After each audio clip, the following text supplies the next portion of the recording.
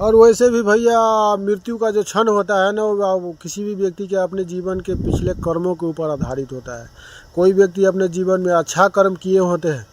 कानों में बताया गया है कि जब किसी भी व्यक्ति का मृत्यु होने वाला हो और उसको किसी भी तरीके से पता चल जाए, वैसे जब भी किसी का मृत्यु होने वाला रहता है तो किसी न किसी तरीक़ा से उसको अनुभव हो जाता है मृत्यु मरने वाले व्यक्ति को।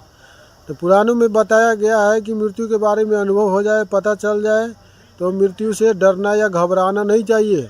मतलब खुशी से उसका मृत्यु का स्वागत करना चाहिए और जीवन के अंतिम समय में भगवान को स्मरण करना चाहिए, भगवान श्री नारायण को या बाबा भोलेनाथ को, कि मृत्यु होने के बाद आपका अच्छी गति हो।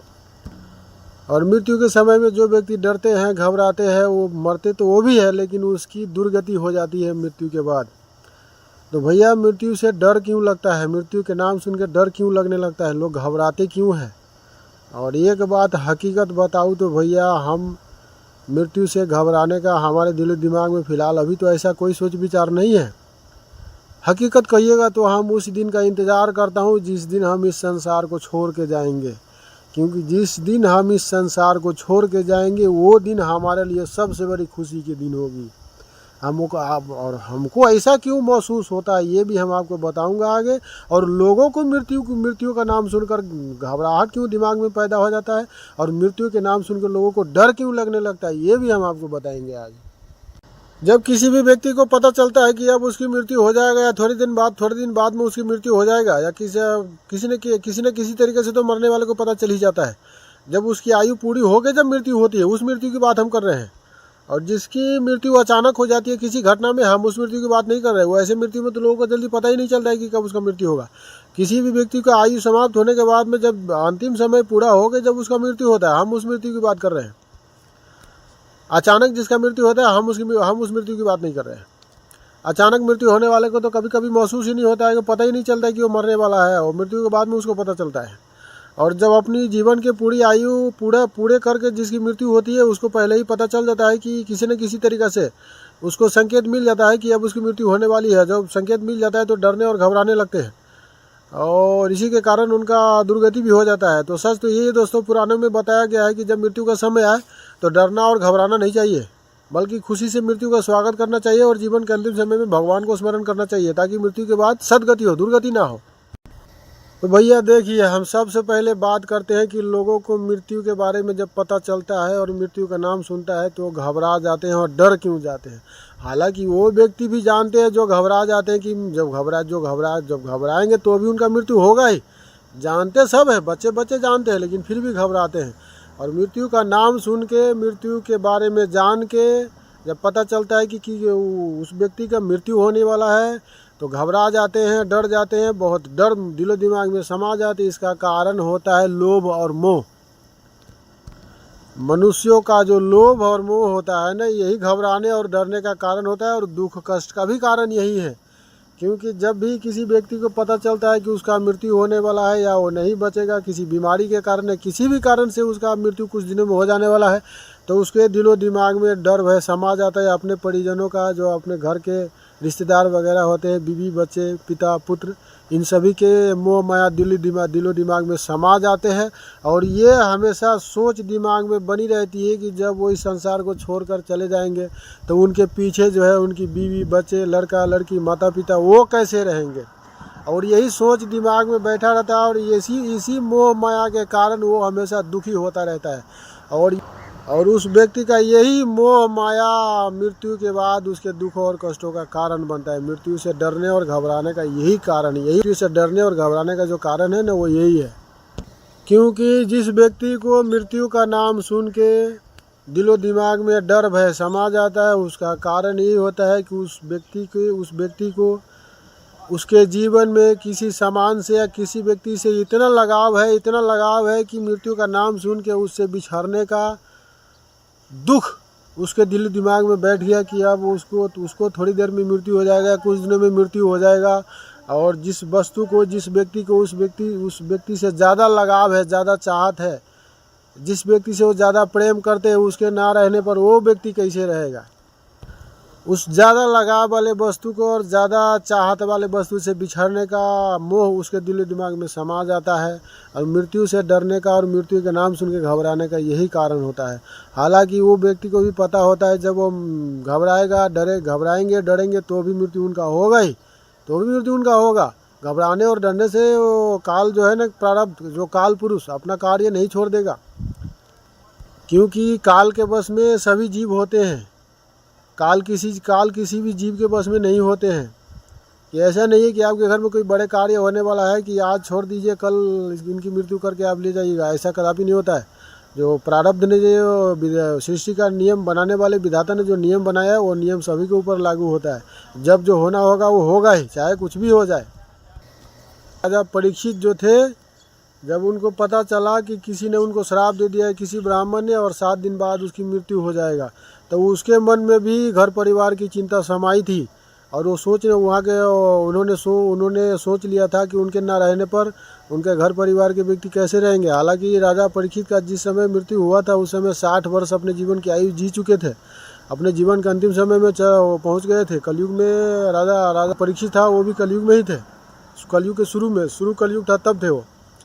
तो ब्राह्मण ने श्राप दिया था, उस ब्राह्मण के पिता जो था महात्मा, उन्होंने आके समझाया कि राजा देखिए आप चिंता नहीं, ये चिंता छोड़ दीजिए, क्योंकि इस चिंता से आपका कल्याण नहीं होगा। 7 दिन बाद तो आपका मृत्यु हो ही जाएगा। इससे अच्छा है कि आप अपने राजपाट अपने पुत्रों को सौंप के किसी संत महात्मा के शरण में जाइए और कुछ ऐसा उपाय कीजिए संत महात्मा से पूछकर कि मृत्यु के बाद भी आपका सदगति हो, दुर्गति ना हो।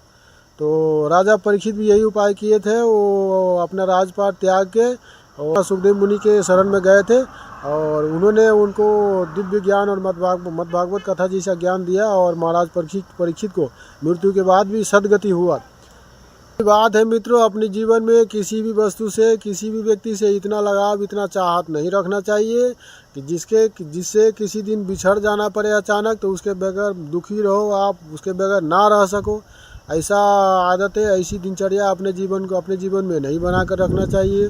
हम ये नहीं कहते कि आप घर परिवार के सुख सुविधा को नहीं भोगो। आपके घर परिवार में घर गृहस्थ में जीने के लिए जितना सुख सुविधा आपको मिलता है उस सभी सुख सुविधा को भोगो, लेकिन उस सुख सुविधा को भोगते हुए उस सुख सुविधा में आसक्त नहीं हो जाना है।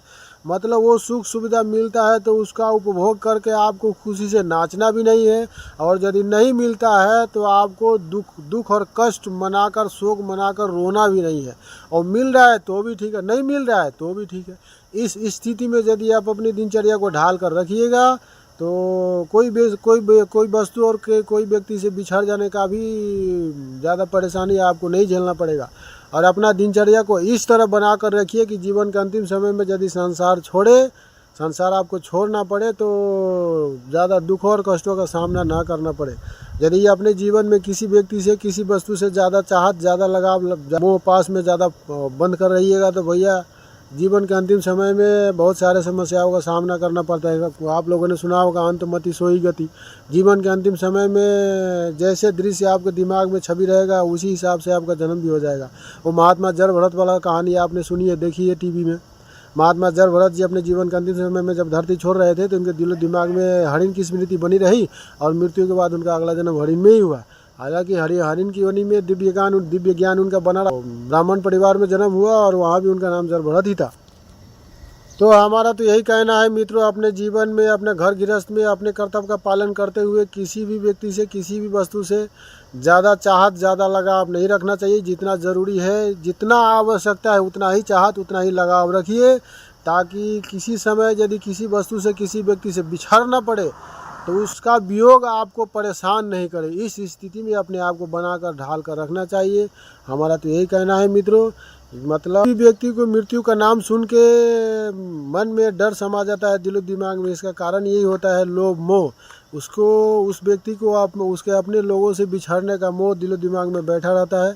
उसका वियोग परेशान करने लगता है कि वो जब नहीं रहेंगे तो उसका घर के लोग कैसे रहेंगे। भैया वो अपने कर्मों के मालिक है, आप उनके कर्मदाता नहीं हो। जब आप जीवन में रहोगे तो भी उसके भाग्य में जो होना होगा वही होगा। यदि उसके भाग्य में कोई दुख कष्ट लिखा होगा तो आप वहाँ रह के भी उसको ठीक नहीं कर सकते हो तमाशा देखने के अलावा। मनुष्य जो होता है ना, प्रारब्ध के काल पुरुष के हाथ से विवश होता है कि वो कोई समस्या कोई अनहोनी घटना वो मनुष्य के जीवन में घट जाए तो भी वो चुपचाप देखने और छटपटाने तड़पने के अलावा वो कुछ नहीं कर सकता है, तमाशा देखने के अलावा। तो भैया हमारा तो यही कहना है कि अपने जीवन में किसी भी वस्तु से, किसी भी व्यक्ति से ज़्यादा लगाव, ज़्यादा लोभ मोह नहीं रखना चाहिए कि यदि अचानक किसी समय उनसे बिछड़ना पड़े और यदि बुरा समय आ जाए तो उसके बगैर ना रह सको, ऐसा स्थिति बनाकर नहीं रखना चाहिए। तो मृत्यु से डरने का जो कारण होता है, मृत्यु के समय में मृत्यु का नाम सुनकर डरने का जो मेन रीज़न जो होता है वो मनुष्य का लोभ मोह होता है। किसी वस्तु के प्रेम पास में और किसी मनुष्य के प्रेम पास में वो फंसे होते हैं और यही उसको मृत्यु का नाम सुनकर डरने का, डर भय समाने का जो मेन कारण होता है। अब हम बताते हैं कि हमको मृत्यु से डर क्यों नहीं लगता है। अब भैया देखिए, हमको मृत्यु से डर नहीं लगता, इसका मतलब ये नहीं है कि जलता हुआ आग में हम कूद जाएंगे। कोई हिंसक प्राणी हमारे सामने से गुजर रहा है, हम उसके सामने जाकर उसका सामना करेंगे? नहीं भैया, ये गलत बात है। महात्मा चाणक्य ने कहा है कि भय का सामना नहीं करोगे, भय से भागो, क्योंकि मृत्युलोक का जो मनुष्य होता है किसी भय का सामना करने का सामर्थ्य उसके अंदर नहीं होता है। तो भैया किसी भय का, किसी हिंसक प्राणी का सामना करने का सामर्थ्य हमारे अंदर भी नहीं है। हम कोई देवता नहीं है, हम भी साधारण मनुष्य है और साधारण में भी साधारण मनुष्य है। हमारे अंदर कोई शक्ति नहीं है। किसी भय को अगर देखो और नुकसान पहुंचाने वाला कोई दृश्य को देखूं तो हम भी वहां से भागेंगे, हम भी उसका सामना नहीं करेंगे। लेकिन भैया कोई व्यक्ति अगर हमारे सामने बंदूक लेके या चाकू लेके आ जाए और कहे कि भैया हम तुमको मार देंगे, तो वहाँ से हम नहीं भागेंगे। क्योंकि कोई बंदूक से यदि मारेगा, चाकू से मारेगा तो हमको थोड़ी देर तकलीफ होगा, ज़्यादा देर तकलीफ नहीं होगा। और यदि आग में कूदेंगे और किसी हिंसक प्राणी का सामना करेंगे तो उसमें बहुत समस्याओं का सामना करना पड़ेगा और मृत्यु होगा या नहीं होगा इसका भी गारंटी नहीं है। हम हमको मृत्यु का नाम सुन के डर भय दिलो दिमाग में नहीं डर भय जैसा सोच दिलो दिमाग में नहीं आता है। हमारे कहने का ये मतलब है, जब हम अपना जीवन का पूरी आयु जी कर इस संसार को छोड़ेंगे, हमारे जीवन का जब अंतिम समय आएगा, जब हमको पता चल जाएगा कि अब हमारा मृत्यु होने वाला है, तो उस समय हमको मृत्यु के बारे में सुन के कोई अफसोस, अब हम इस संसार को छोड़ रहे हैं, ऐसे हमारे पीछे के दिनचर्या को याद करके हमको किसी बात का अफसोस नहीं होगा कि हम अब इस संसार को छोड़ रहे हैं। और ऐसा इसलिए होगा क्योंकि हमारे जीवन में ऐसा कोई वस्तु, ऐसा कोई व्यक्ति नहीं है जिससे हमने ज़रूरत से ज़्यादा लगाव और ज़्यादा चाहत रखा हो।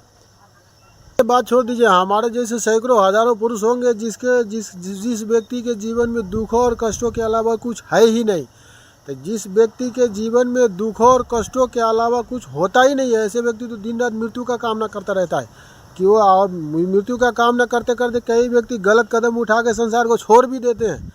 अब प्रयास हमने भी तो किया है, लेकिन हम अभी तक सही सलामत हैं और वो प्रयास हमने अब छोड़ दिया है, क्योंकि हम अपने पिता महात्मा को भरोसा दिलाए हैं कि उनके संसार छोड़ जाने के बाद वो हम सही सलामत रहेंगे जब तक ईश्वर जीवन देगा। गुरु को भी भरोसा दिलाए हैं, तब हमेशा जीने का प्रयास करता हूँ और भगवान से विनती करता रहता हूँ कि जब तक आप भगवान जीवन देगा, जीने की कोशिश करेंगे और अच्छा कर्म करने की कोशिश करते रहेंगे।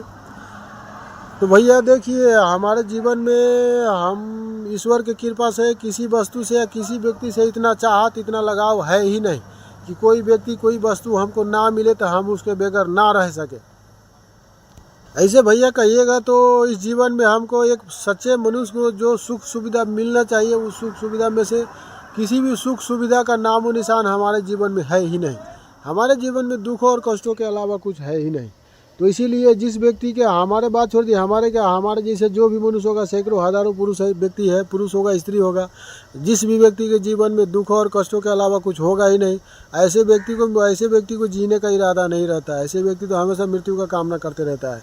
वो तो हमेशा भगवान से दुआ करते रहता है कि कब उसके जीवन का अंतिम समय आए और इस संसार को छोड़ के अपने दुखों और कष्टों से मुक्त हो जाए। भैया हमारा भी यही सोचावट है। हमारे दिलो दिमाग, हमारे जीवन में सुख नाम का कोई चीज़, सुखी संपन्न जीवन नाम का कोई नामो निशान भी नहीं है।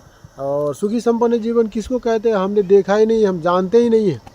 और इसीलिए हम उस दिन का प्रतीक्षा करता हूँ कि जिस दिन हमको इस संसार को छोड़ के जाना पड़ेगा, वो दिन हमारे लिए सबसे सौभाग्यशाली दिन होगा। उस दिन हम बहुत खुश होंगे। फिलहाल अभी तो ऐसा सोच हमारे दिलो दिमाग में बैठा है। अब आगे क्या होता है ये तो हम नहीं जानते, ये तो आगे प्रारब्ध ही बताएगा।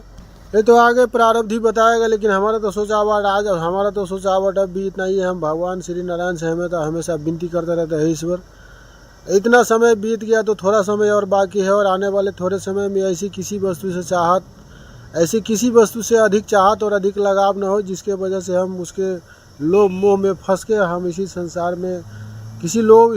के किसी लोभ मोह में फंसे रहो और आपके इस दास का भी दुर्गति हो जाए। जब आज तक आपके दास ने सुखी संपन्न जीवन नहीं देखा है तो आगे भी सुखी संपन्न जीवन लेकर क्या करेंगे। जीवन का जो दिनचर्या के अनुभव से हमको लगता नहीं कि आने वाला समय हमारा कोई अच्छा होगा।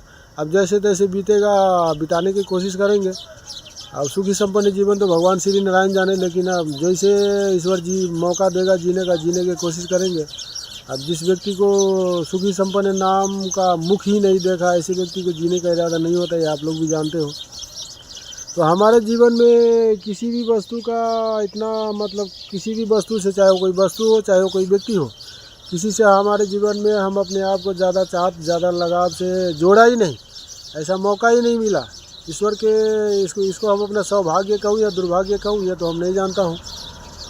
अब भैया किसी कथावाचक से मुख से हमने सुना है, भगवान श्री नारायण जिस जीवात्मा को अपने सानिध्य में, अपने शरण में बुलाना चाहते हैं, ऐसे जीवात्मा को भगवान श्री नारायण दुख और कष्टों के अलावा कुछ देते नहीं है। जीवन भर को उसको दुख और कष्ट ही देते हैं, और ताकि वो हमेशा दुख और कष्ट से तरफ के छटपटा के वो ईश्वर को याद करे और भजन के रास्ता में आगे बढ़ के वो भगवान श्री नारायण के शरण में चले जाए। हमने ये किसी महात्मा के मुख से कथा में सुना है, ईश्वर खुद ही उसके जीवन में ऐसा संकट पैदा कर देते हैं कि अपने संकट से घबरा के वो भगवान श्री नारायण के शरण में जाने का प्रयास करे। अपने दुखों और कष्टों से घबरा के भगवान को याद करे और भगवान के भजन इत्यादि करके भगवान के शरण में चले जाए। ये बात हमने किसी महात्मा के मुख से कथा में सुनी है, लेकिन भगवान श्री नारायण और बाबा भोलेनाथ ने इस दास के लिए क्या सोचा ये तो हम नहीं जानता हूँ। लेकिन इस जीवन में जो भी अच्छा करना ज़रूरी समझा, जो भी अपना कर्तव्य समझा, हमने करने का प्रयास किया है। अब आगे क्या होगा नहीं होगा वो तो बाबा भोलेनाथ जाने भैया। हमने तो आपको बता दिया, अगर किसी व्यक्ति को मृत्यु का नाम और मृत्यु के बारे में जानकर यदि भय दिलो दिमाग में समा जाता है, इसका कारण यही होता है कि उस व्यक्ति को अपने पिछले जीवन में किसी वस्तु से या किसी व्यक्ति से जो ज़्यादा लोभ और मोह उसके दिलो दिमाग में बैठा है, तो उस व्यक्ति से बिछड़ जाने का डर उसके मन में समा जाता है, और इसी के कारण वो मृत्यु के नाम सुनकर घबराते भी हैं, डर जाते हैं। और हमने बताया ना भैया, हमारे जीवन में ना ही तो कोई ऐसा वस्तु है और ना ही तो कोई ऐसा व्यक्ति है जिससे हमारा ज़्यादा चाहत है, ज़्यादा लगाव है, जिससे हम बिछड़ के उसके बगैर हम ना रह सके। भगवान श्री नारायण की कृपा से हमारे जीवन में ऐसा दृश्य, ऐसा समय ही कभी नहीं आया। और आज तक जो भी कार्य हमने किया है, हम अपना कर्तव्य समझ के किया है। जीवन का कर्तव्य अभी पूरा नहीं हुआ है, आगे जो हमारा जीवन का कर्तव्य अधूरा है उसको भी हम अपना जीवन का कर्तव्य समझ के अधूरे कर्तव्य को पूरे करने की कोशिश करेंगे। हमारा तो यही इच्छा है भैया। तो हमारा यही कहना है कि मृत्यु का नाम सुन के डरना घबराना नहीं चाहिए। आप डरिएगा घबराइएगा तो भी मृत्यु होगा ही। जो काल पुरुष है वो अपना कार्य करेगा ही, किसी के लिए वो रुकता नहीं है। चाहे किसी के घर में शादी का शहनाइयाँ बज रहा हो या किसी के घर में कोई शुभ कार्य होता रहे, काल अपना कार्य करके चला जाता है। वो अपने काल के कार्य में कोई हस्तक्षेप नहीं कर सकता, ये तो आप लोग भी जानते हो। तो मृत्यु के समय में भगवान को स्मरण करना चाहिए और भगवान का और मृत्यु को हंस के खुशी से स्वागत करना चाहिए कि मृत्यु के बाद आपका अच्छी गति हो। मृत्यु से डरिएगा घबराइएगा तो भी आपका मृत्यु होगा ही, लेकिन दुर्गति हो जाएगा। तो हमारा तो ये कहना है भैया, हमने बता दिया ना, हमारे जीवन में ऐसा किसी वस्तु ही नहीं है, ना ही तो कोई ऐसा व्यक्ति है जिससे बिछड़ के हम उसके बगैर ना रह सके। भगवान श्री नारायण ने, अब ये हमारा सौभाग्य है कि दुर्भाग्य ये हम नहीं जानते हैं, तो भगवान श्री नारायण ही जाने भैया। मृत्यु का जो क्षण होता है ना, वो किसी भी व्यक्ति के अपने जीवन के पिछले कर्मों के ऊपर आधारित होता है। कोई व्यक्ति अपने जीवन में अच्छा कर्म किए होते हैं, भगवान का भजन किए होते हैं, जीवन में लोगों का सहायता किए होते हैं, सच्चे मन से कोई भी कर्म किए होते हैं, तो ऐसे व्यक्ति के जीवन के मृत्यु के समय भगवान कष्टदायी स्थिति नहीं आने देते हैं। वो अच्छी स्थिति में उनका मृत्यु होता है। और जो व्यक्ति अपने जीवन में अच्छा कर्म नहीं करेंगे, दिखावा करेंगे, लोगों को परेशान करेंगे, ऐसी व्यक्ति के जीवन में मृत्यु के समय भैया बहुत कष्टों का सामना करना पड़ता है। वो चाह कर भी उसके घर परिवार के लोग अंतिम समय में उसके लिए कुछ नहीं कर सकता है। तो इसीलिए कहते हैं दोस्तों, अपने जीवन में अच्छा कर्म करना चाहिए और अच्छे कर्म करना चाहिए। हमेशा लोगों को सहायता करना चाहिए। कोई भी कार्य करो सच्चे मन से, सच्चे इरादा से करो। लोगों को दुखी और परेशान करने के इरादा से नहीं करना चाहिए। अच्छा तो मित्रों, हमारा तो यही कहना है कि जब आपकी किसी भी व्यक्ति की मृत्यु का समय आए तो कोशिश करें कि उस समय भगवान को स्मरण करूं, भगवान का चिंतन करूं, ताकि आप इस संसार को छोड़ कर जाओ तो आपका सद्गति हो। यदि आप मृत्यु से डरिएगा, कोई भी व्यक्ति मृत्यु से डरते हैं मृत्यु के समय में, तो भी उस व्यक्ति का मृत्यु होता ही है। लेकिन डरते डरते जिसका मृत्यु होता है उसका दुर्गति हो जाता है। यही हमारा कहना है दोस्तों। जो बात हमने आप लोगों को बताई ये सब कथावाचकों को द्वारा सुनिए, पुराण में वर्णित है। आप लोगों को ज़रूरत होगा जाके वो पढ़िएगा, सुनिएगा। यदि आपके सौभाग्य मित्र से कोई कुछ भूल हुआ हो, कुछ गलत वर्ड निकला हो तो क्षमा कर दीजिएगा। अच्छा मित्रों, जय श्री राम। आप सबके बाल बच्चे खुश रहें। हाँ तो भाइयों, इस वीडियो में इतना ही। आप लोग यदि हमारे वीडियो को यूट्यूब चैनल में देख रहे हैं तो हमारे यूट्यूब चैनल को लाइक कीजिएगा, सब्सक्राइब कीजिएगा, बेल आइकन की घंटी को दबा लीजिएगा ताकि जो भी वीडियो हम अपलोड करें सबसे पहले आपके पास पहुँचे। अच्छा मित्रों, जय श्री राम।